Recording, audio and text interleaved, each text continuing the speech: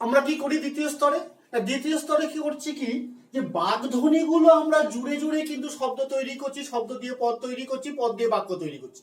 এখানে মনে রাখবে বাগধ্বনিগুলো জুড়ছি। এই যে বাগধ্বনিগুলো জুড়ছি, সেই বাগধ্বনিগুলো জোড়ার সময় আমরা কি করে থাকি না, এক একটা বাগধ্বনি তাদের ধ্বনি প্রবাহকে অক্ষুণ্ণ রেখে কি হয় না পরের পর যুক্ত হয়ে যায়। উদাহরণ দেখো তোমরা, যদি বলি মনের আশা, মনের আশাতে এখানে কি হয়েছে না মন তার সঙ্গে যুক্ত হয়েছে এর।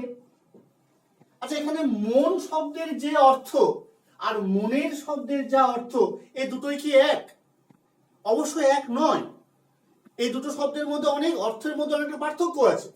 মন শব্দ যে অর্থে ব্যবহৃত হয়, এর শব্দ কিন্তু এর যুক্ত হয়ে গেলে, বিভক্তিটা যুক্ত হয়ে গেলে তার অর্থটা কিন্তু পাল্টে যায়।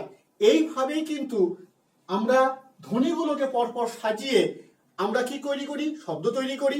শব্দ দিয়ে আমরা এই পদ তৈরি করে ফেলেছি, আর পদ দিয়ে কিন্তু আমরা বাক্য তৈরি করে ফেলি। কিন্তু দেখো, এই ধ্বনিগুলো যেগুলো আমরা পাচ্ছি, যে ম পাচ্ছি, অ পাচ্ছি, দন্তে ন পাচ্ছি, এ পাচ্ছি, আচ্ছা এদের কোনো অর্থ আছে? এদের কোনো অর্থ নেই।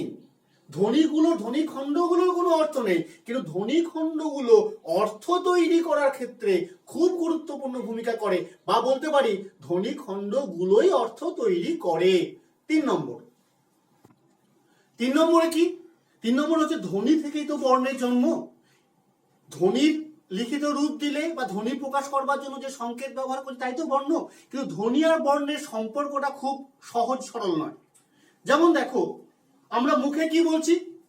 আমরা মুখে বলছি স। আচ্ছা, এই স আমরা কি বাংলা ব্যাকরণে বা বাংলা বর্ণমালায় যে সগুলো আছে, সেই সগুলো সঠিক উচ্চারণ সবসময় করতে পারি? আমরা কিন্তু এই একটা স এর উচ্চারণই করে থাকি, তালব্য স। আমাদের যে 3টে স এর ব্যবহার আছে, তালব্য স, মূর্ধন্য স বা দন্ত স, এই সগুলোকে আমরা সঠিকভাবে উচ্চারণ করতে পারি না? আমরা উচ্চারণ করতে পারি না বা উচ্চারণ করি না। আবার কিন্তু বানান লেখার সময় আমরা ঠিক করে লিখি।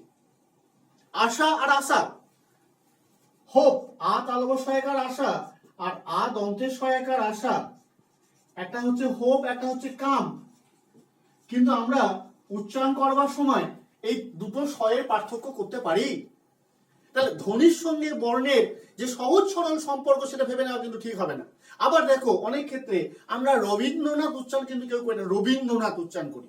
তাহলে র এর সঙ্গে অ আছে, অ ধ্বনি আছে, আমরা উচ্চারণ করছি ও ধ্বনি। আমরা নজরুল, দন্তের নজ, নজ, আমরা নজ উচ্চারণ করি না, আমরা নজরুল উচ্চারণ করছি, দন্তে নয় ওকার করছি। তাহলে ধ্বনি এবং বর্ণ এটা কিন্তু খুব সহজ সরল সম্পর্কে যুক্ত নয়। এই ধ্বনিগুলোই তার প্রতিবেশ, প্রতিবেশ মানে পাশের যে বর্ণগুলো আছে বা আমাদের উচ্চারণের অসুবিধার ফলে ধ্বনি কিন্তু পরিবর্তন হয়ে যাচ্ছে, তার উচ্চারণটা পাল্টে যাচ্ছে। এরপরে কি আছে না, এরপর ধ্বনি বিজ্ঞানের আসল জায়গাটা দেখো। এই যে ধ্বনিতত্ত্ব, এই ধ্বনিতত্ত্বের আলোচ্য বিষয় কি না, ধ্বনিতত্ত্বের আলোচ্য বিষয় হচ্ছে আমরা যে বাগধ্বনিগুলো ব্যবহার করছি, সেই বাগধ্বনিগুলোর ব্যবহারিক পরিসর। এইখানটা মনে রাখতে হবে যে ব্যবহারিক ব্যাপারটা কি। এই ব্যবহারিক কথাটাকে বুঝতে গেলে আমরা কিন্তু ওই যে ধ্বনির যে ব্যাপারগুলো, সেই ধ্বনির ব্যাপারগুলোকে ব্যবহারিক রূপে ফেললেই আমরা কিন্তু ধ্বনিতত্ত্বের দুটো শ্রেণীবিভাগ পেয়ে যাব, যে দুটো শ্রেণীবিভাগে কিন্তু আমরা ধ্বনিতত্ত্বটা আলোচনা করতে পারি। কিরকম না, একটা হচ্ছে ধ্বনি বিজ্ঞান আর একটা হচ্ছে ধ্বনিতত্ত্ব। এই যে ধ্বনি বিজ্ঞান, এই ধ্বনি বিজ্ঞান কি আলোচনা করে না, ধ্বনি বিজ্ঞান আলোচনা করে হচ্ছে যে বাগধ্বনির উচ্চারণগত রূপ, ধ্বনি তরঙ্গগত রূপ আর শ্রুতিগত বিশ্লেষণ। বাগধ্বনির উচ্চারণগত, ধ্বনি তরঙ্গগত আর শ্রুতিগত বিশ্লেষণ মানে আমরা দেখবি শিখেছি, আমরা একটু পরে আমরা যখন ক্লাসটাকে কন্টিনিউ করব তখন এগুলো আমরা আরো আলোচনা করব গভীরে গিয়ে। মানে সাপোজ আমি ধরলাম যে প, যে প এই বর্ণটা স্পর্শ বর্ণ, ওষ্ঠ বর্ণ, তালব্য বর্ণ, মূর্ধন্য বর্ণ, ঘোষ বর্ণ, অঘোষ বর্ণ, মহাপ্রাণ বর্ণ, অল্পপ্রাণ বর্ণ। কোন বর্ণ এটা? কোথা থেকে উচ্চারণ হয়? সামনের ভাগ থেকে, বাকযন্ত্রের পিছন ভাগ থেকে, উপরের ভাগ থেকে, নিচের ভাগ থেকে। এই সমস্ত যে আলোচনাগুলো করব সেটা কিন্তু ধ্বনি বিজ্ঞানের মধ্যে পড়বে। আমাদের ধ্বনিতত্ত্বের মধ্যে কি হবে না, ধ্বনিতত্ত্বের মধ্যে কিন্তু এই প ধ্বনিটাকে আমরা প্রথমে, এই প ধ্বনিটা কোন ভাষার ধ্বনি? আচ্ছা, প ধ্বনিটা একটা ধ্বনি মূল তো, এই ধ্বনি মূলটার অন্য কোনো সহধ্বনি তৈরি হয়? মানে প ধ্বনিটাকে উচ্চারণ করতে গিয়ে উচ্চারণ স্থানটা পাল্টে যায়। আচ্ছা, প ধ্বনি শব্দের কোথায় কোথায় বসতে পারে? শব্দের আদিতে বসতে পারে, মধ্যে বসতে পারে, অন্তে বসতে পারে। এই যে আলোচনাগুলো, বা প ধ্বনি কিভাবে যুক্ত ধ্বনি তৈরি করে, প ধ্বনির সঙ্গে দন্তস্ব যুক্ত হতে পারে, প ধ্বনির সঙ্গে র যুক্ত হতে পারে, প ধ্বনির সঙ্গে ল যুক্ত হতে পারে, প ধ্বনিটা শব্দের আদিতে, মধ্যে বা অন্তে বসতে পারে। এই আলোচনাটা কিন্তু আমার ধ্বনি তত্ত্বের আলোচনা। মানে নির্দিষ্ট ভাষায় প্রথমে বুঝতে হবে যে ধ্বনিটাকে নিয়ে আলোচনা করছি সেই ধ্বনিটা কোন ভাষার ধ্বনি, সেই ধ্বনিটা কিভাবে ব্যবহৃত হয়, সেই ধ্বনিটাকে নিয়ে আমরা কি ভাবে যুক্ত বর্ণ বা যুক্ত ব্যঞ্জন তৈরি করতে পারি। এখন দেখো, এই যে ধ্বনি বিজ্ঞান, ধ্বনি তত্ত্ব, এইখানে আলোচনার মূল বিষয়, বারবার বলছি যে মূল বিষয় হচ্ছে বাগধ্বনি। এই বাগধ্বনির কিন্তু দুটো রূপ। এই বাগধ্বনির দুটো রূপ কি কি? না, বাগধ্বনির দুটো রূপ হচ্ছে, আমি একটু লিখছি যে বাগধ্বনি, এই বাগধ্বনির হচ্ছে দুটো রূপ। কি কি? এক হচ্ছে বিভাজ্য ধ্বনি, বিভাজ্য ধ্বনি, আর এক হচ্ছে অবিভাজ্য ধ্বনি, অবিভাজ্য ধ্বনি।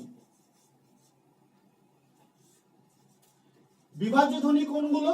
না, বিভাজ্য ধ্বনির মধ্যে কিন্তু আমি দুটো ভাগ পাবো। যে ধ্বনিগুলোকে বিশ্লেষণ করা যায়, যে ধ্বনিগুলোকে বর্ণের আকারে লিখলে সেগুলোকে আমরা দেখতে পাচ্ছি, সেই ধ্বনিগুলোই হচ্ছে বিভাজ্য ধ্বনির ভাগে পড়বে। তাহলে বিভাজ্য ধ্বনি কোনগুলো? না, বিভাজ্য ধ্বনি আমি আবার দুটো ভাগ করতে পারি। কি কি?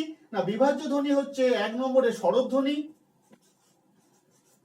আর দু নম্বরে হচ্ছে ব্যঞ্জন ধ্বনি। বিভাজ্য ধ্বনি দুটো ভাগ কি কি করলাম? না, স্বরধ্বনি আর ব্যঞ্জন ধ্বনি। আর অবিভাজ্য যে ধ্বনি, সেই অবিভাজ্য ধ্বনির কিন্তু চারটে ভাগ আছে। অবিভাজ্য ধ্বনি কি কি? না, অবিভাজ্য ধ্বনিগুলি হচ্ছে এক নম্বরে দৈর্ঘ্য, দু নম্বরে জ্যোতি, তিন নম্বরে হচ্ছে শ্বাসাঘাত, আর চার নম্বরে হচ্ছে সুর তরঙ্গ।